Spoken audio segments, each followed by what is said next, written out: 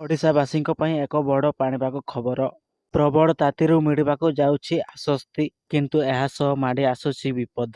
ଆଞ୍ଚଳିକ ପାଣିପାଗ କେନ୍ଦ୍ରର ସୂଚନା ଅନୁଯାୟୀ ଆଜି ରାଜ୍ୟର ଅନେକ ଜିଲ୍ଲାରେ ପ୍ରବଳ ବର୍ଷା ସହ କାଳବୈଶାଖୀ ସମ୍ଭାବନା ରହିଛି। ପାଣିପାଗ ବିଭାଗ ପକ୍ଷରୁ ସୂଚନା ମିଳୁଥିବା ଅନୁଯାୟୀ ଉତ୍ତର ଏବଂ ଆଭ୍ୟନ୍ତରୀଣ ଓଡ଼ିଶାରେ ଏହା ଅଧିକ ଦେଖିବାକୁ ମିଳିବ।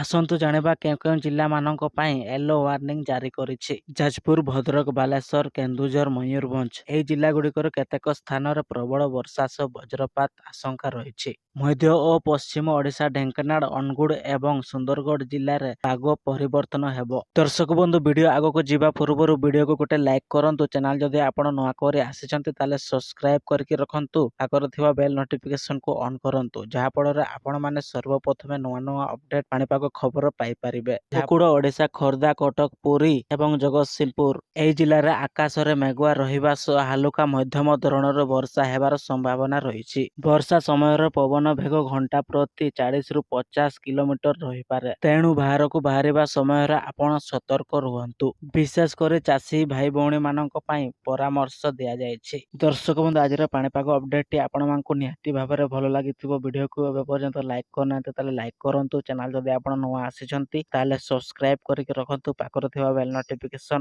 ଅନ୍ କରନ୍ତୁ, ଯାହାଫଳରେ ନୂଆ ନୂଆ ଅପଡେଟ୍ ପାଣିପାଗ ଖବର ଆପଣମାନେ ସର୍ବପ୍ରଥମେ ପାଇପାରିବେ। ଦର୍ଶକ ବନ୍ଧୁ, ଆଜିର ପାଣିପାଗ ଅପଡେଟଟି ଏଇଠି ସମାପ୍ତ କରୁଛି। ଆପଣ ଭିଡ଼ିଓକୁ ଭଲ ଲାଗିଥିଲେ ଭିଡ଼ିଓକୁ ସେୟାର କରନ୍ତୁ।